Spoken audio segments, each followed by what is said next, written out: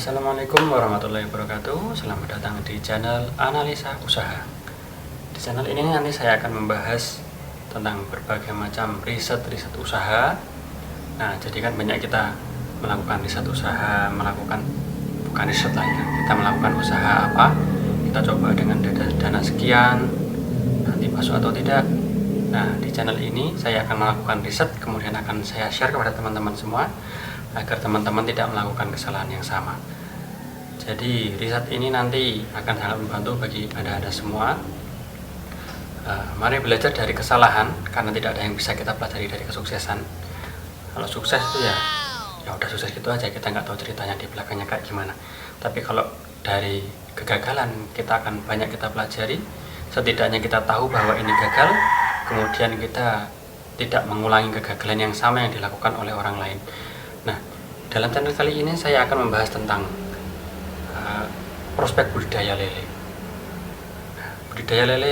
Riset budidaya lele yang saya lakukan saat ini menghabiskan dana sekitar 30 juta rupiah. Sekitar 30 juta rupiah. Banyak sekali yang dapat saya pelajari dengan 30 juta rupiah itu. Jadi nanti seperti apa prospeknya, kita bahas lebih mendalam, kita bahas lebih detail bagaimana prospeknya ya.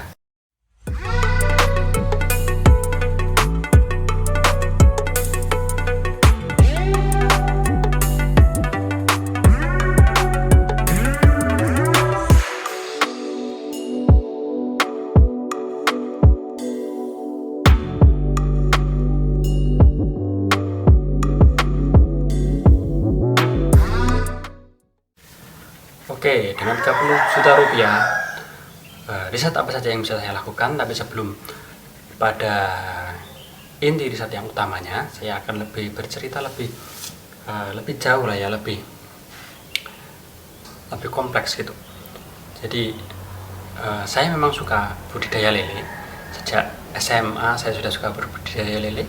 Dari yang pertama yang akan saya bahas, pertama kali awal saya berbudidaya lele ketika SMA, dari mencoba-coba beli 20 ekor, kemudian dipelihara di dalam ember yang benar-benar bekas cat gitu ya, bekas catnya masih ada lagi. Nah, dalam waktu satu sore aja itu udah mati semua. Nah, itu adalah pengalaman saya pertama kali berbudidaya lele.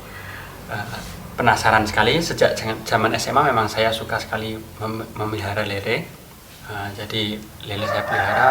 Kemudian setelah lulus SMA pun saya juga tetap masih penasaran sama lele, sampai sekarang pun masih penasaran.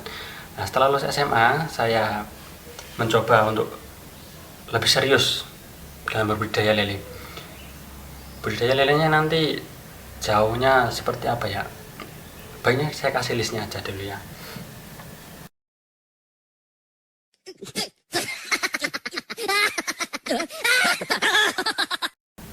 Riset budidaya lele bisa menghabiskan sampai 30 juta rupiah. Nah, mungkin bagi Anda yang pemula, 30 juta rupiah itu terdengar sangat besar, tapi kalau untuk yang sudah berpengalaman, 30 juta rupiah itu sangat kecil.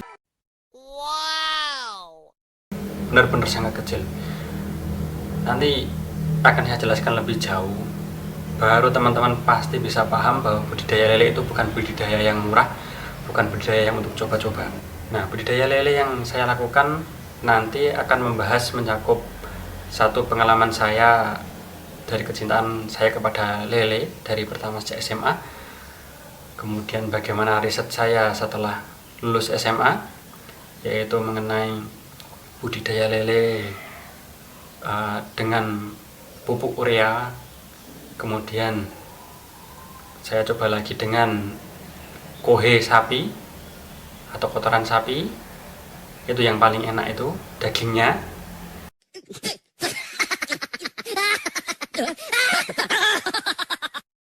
Benar-benar gurih, saya akui benar-benar gurih, tanpa bumbu apapun udah gurih rasanya. Nah, itu nanti akan saya ceritakan lebih jauh bagaimana prosedurnya. Terus yang ketiga nanti, yang keempat nanti budidaya lele secara normal. Jadi saya kasih pakan aja, pakan kayak biasa, pakan konvensional, seperti apa prospeknya. Kemudian yang kelima Yang kelima, budidaya lele dengan pakan yang murah. Pakan yang murah itu contohnya seperti saya coba ada tepung ikan, ada pakan murah buatan alternatif dengan harga Rp5.000 per kilogramnya. Nah, nanti kita akan ulas lebih jauh ya. Pakan 5 kg, Rp5.000 per kilogramnya. Nah, itu ya. Jadi itu juga udah saya coba. Ke-5, ke-6, ke-7, ke-8 saya coba dengan bakteri budidaya tebar padat lele dengan bakteri. Nah, bakteri ini menurut dari ahlinya sih bisa menebar padatkan lele. Jadi lele itu dalam 1 meter persegi itu normalnya itu paling maksimal itu 100 sudah maksimal, itu sudah terlalu padat kalau secara ukuran normal. Nah, banyak teori-teorinya yang bisa mungkin 1 km persegi bisa sampai 200 ekor sampai 500 ekor. Nah, ini yang saya coba ini bahkan 1 meter persegi bisa sampai 1000 ekor, 1500 ekor, bahkan sampai 2000 ekor maksimal. Ini kalau dengan bakteri ini katanya bisa seperti itu. Nah, itu juga nanti akan saya bahas lebih mendalam, seperti apa prospeknya, seperti apa penerapannya. Itu dengan bakteri nitrobakter. Terus yang ke-9, penerapan budidaya lele. Yang ke-9 adalah penerapan budidaya lele dengan mina padi. Nah, jadi lelenya itu nanti dikombinasikan dengan padi. Nah, kemudian yang ke-10 nanti akan saya berikan kesimpulannya seperti apa. Kesimpulan dari riset budidaya lele dengan budget Rp30 juta ini. Budget Rp30 juta ini benar-benar sangat sedikit, teman-teman.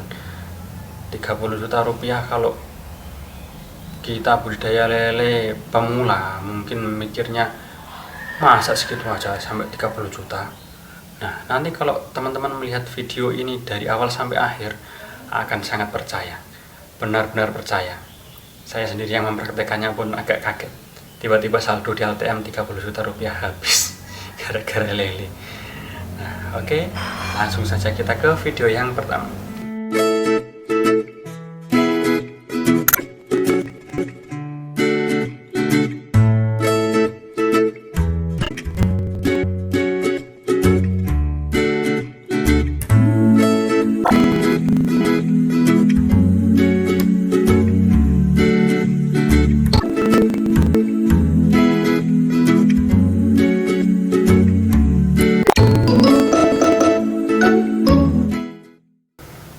Oke, di video yang pertama ini saya akan membahas pengalaman saya SMA berbudidaya lele.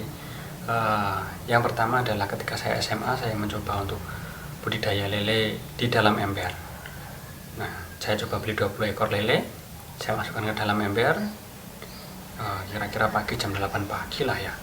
Nah, itu kemudian setelah sore hari saya lihat sudah ngambang semua, dan ternyata memang gara-gara embernya itu masih bekas cat, benar-benar masih berbau cat, otomatis mati semua. Nah, setelah lulus SMA saya coba untuk lebih serius untuk berbudidaya lele. Budidaya lele SMA ini agak ekstrim juga, karena saya coba budidaya lele di dalam kamar. Ada kamar kosong di belakang rumah, waktu itu kebetulan ada di belakang rumah, jadi agak jauh lah dari ruangan utama. Saya coba untuk membuat terpal di dalam kamar. Saya kasih terpal dalam kamar, kemudian saya kasih pupuk urea. Kalau teman-teman belum tahu, fungsi dari pupuk urea ini adalah mempercepat air agar berwarna hijau. Nah, coba aja teman-teman, kalau air kasih aja pupuk urea dikit. Nah, kesalahan saya pada waktu itu, pupuk urea yang saya kasihkan sebanyak 1 kg. Nah, teman-teman pasti sudah bisa menebaknya. Nah, waktu itu masih lulus SMA juga ya, masih aura muda, gairah muda lah. Jadi waktu saya masukkan 1 sendok makan, kok nggak kelihatan, kurang nih kayaknya. Akhirnya saya tambahin 2 sendok, 5 sendok, akhirnya masukin semua lah, 1 kilo masukkan semua. Nah, oke, setelah saya masukkan 1 kg dari pupuk urea itu, bisa dipastikan bahwa lelenya mati semua. Tapi sebelumnya saya ceritakan bahwa jeda dari memasukkan pupuk urea itu saya tunggu sampai 1 minggu. Setelah 1 minggu baru air benar-benar terlihat hijau, hijaunya sangat hijau merona sekali, sangat menarik, dan sepintas memang itu terlihat bagus sekali untuk habitat lele. Tapi saya coba beli waktu itu sekitar 3.000 ekor, 1.000 atau 3.000 ya, sekitar 1.000-an lah, 1.000 ekor waktu itu. Saya masukkan pada sore hari. Setelah isya saya cek lagi masih hidup, ada beberapa yang hidup, belum ternyata ada yang mati malah itu. Nah, karena waktu itu memang belinya sore hari, beli di pengepul ukuran 57 atau 45 kalau nggak salah waktu itu ya, karena udah lama sekali jadi agak lupa, sekitar ukuran 45. Jadi itu per ekornya sekitar Rp200, karena saya belinya di pengepul. Memang agak mahal, kalau belinya di pusat mungkin sekitar 150 lah. Nah, karena belinya di pengepul jadi lebih mahal, per ekornya sekitar Rp200. Nah, saya masukkan, kemudian pagi harinya otomatis sudah bisa dipastikan mati semua. Nah, itu sepintas pengalaman saya tentang penggunaan pupuk urea pada budidaya lele. Nah, pupuk urea mungkin bisa dimanfaatkan kalau ada di tempat yang banyak sinar matahari, aplikasinya pun sedikit saja, mungkin sekitar 1 sendok makan sudah cukup lah, dan mungkin tidak akan mematikan lele. Dengan kapasitas ukuran kolam 2 kali 2 meter persegi, kedalaman paling tidak 50 cm. Nah, itu mungkin hanya sebagai pemicu saja, 1 sendok saja sudah cukup ya, jangan lebih. Karena memang pupuk urea itu memang beracun ya, kita tahu bahwa tanah pun akan kehilangan unsur haranya, lama-lama akan merusak tanah kalau kita aplikasikan di tanah, di pertanian sudah pastilah, banyak kita sudah paham itu. Nah, yang kedua adalah eksperimen saya di lele dengan menggunakan kotoran sapi, kohe sapi ya. Nah, yang kedua ini bisa dibilang cukup sukses karena dagingnya memang sangat gurih sekali. Saya coba goreng 1 ekor tanpa menggunakan bumbu sama sekali, rasanya benar-benar gurih. Nah, pengaplikasinya seperti apa? Jadi saya aplikasikan dengan cara persiapan kolam, terpal ukuran sekitar 6 meter persegi.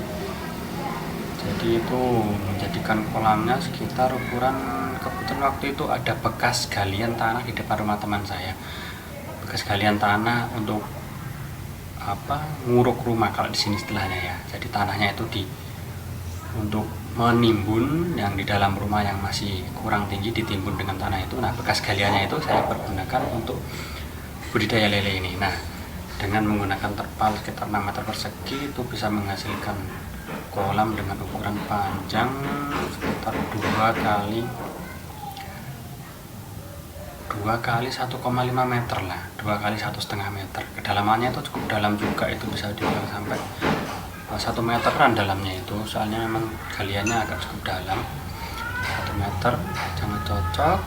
Jadi setelah saya aplikasikan itu tanpa saya cuci dulu terpalnya, itu langsung saya aplikasikan, terus isi air, kemudian saya ambil kotoran sapi dari kubangan. Kebetulan di tangga ada yang memelihara sapi dan kotorannya dibuang di kubangan tersebut. Saya ambil itu sekitar 1 karung. Saya ambil sekitar 4 kali 4 hari itu kalau nggak salah ya. Per 1 kali ambil saya ambil sekitar setengah karung, 1/4 karung lah. 1/4 aja itu sudah berat. Kalau setengah itu juga bawahnya agak susah. Nah, saya bawa itu, saya masukkan ke dalam kolam. Kemudian saya endapkan, saya biarkan sekitar 1 minggu. Nah, setelah 1 minggu baru saya beli bibit lelenya dengan ukuran yang kurang lebih sama lah, 45 sekitar 3.000 ekor. Nah, kebetulan waktu itu juga musimnya musim hujan. Nah, karena musim hujan jadi agak nggak perlu pergantian air, airnya lebih aman lah ya. Ada kematian 1-2 ekor wajar lah, itu merupakan salah satu yang sukses dalam budidaya lele ini, karena rasanya memang enak sekali, rasanya gurih. Kebetulan tetangga-tetangga juga tahu rasanya, tapi karena ada beberapa tetangga yang memang penyuka lele, jadi mereka tidak masalah dengan kotoran hewan. Tetap kami beritahukan bahwa ini memang pada awalnya menggunakan kotoran sapi. Dengan kotoran sapi itu bukan berarti tanpa pakan ya, kita tetap menggunakan pakan menggunakan pelet pada umumnya lah, yang sekilo pada waktu itu masih sekitar Rp10.000 lah. Kalau sekarang udah Rp12.000 kayaknya per kilonya ya. Pakan lele Rp10.000 per kilogramnya. Habis sekitar berapa karung ya, sekitar 4 karung atau 5 karung itu, karena waktu itu budidayanya di tempat teman juga, saya nggak begitu memantau, nggak terlalu terpantau lah, karena memang teman yang megang, jadi emang jarang diberi makan, jadi pakannya lebih irit. Entah karena irit atau memang perkembangannya demikian, tapi seingat saya waktu itu sekitar 7 bulan itu lele masih belum berkembang maksimal, masih sekitar ukuran ibu jari kaki ya. Ada juga sih yang seukuran lengan tangan dewasa gini, tapi cuma 1-2 ekor, kebanyakan ya seukuran ibu jari kaki. Dan masih ada juga yang ibu jari tangan besarnya. 7 bulan itu masih ukuran segitu, dan karena memang tidak disortir sama sekali. Nah, karena memang teman saya yang menghandlenya, jadi agak kurang terpantau.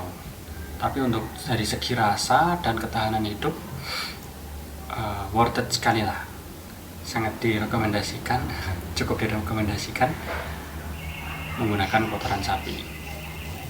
Nah, sekian 2 episode dari saya.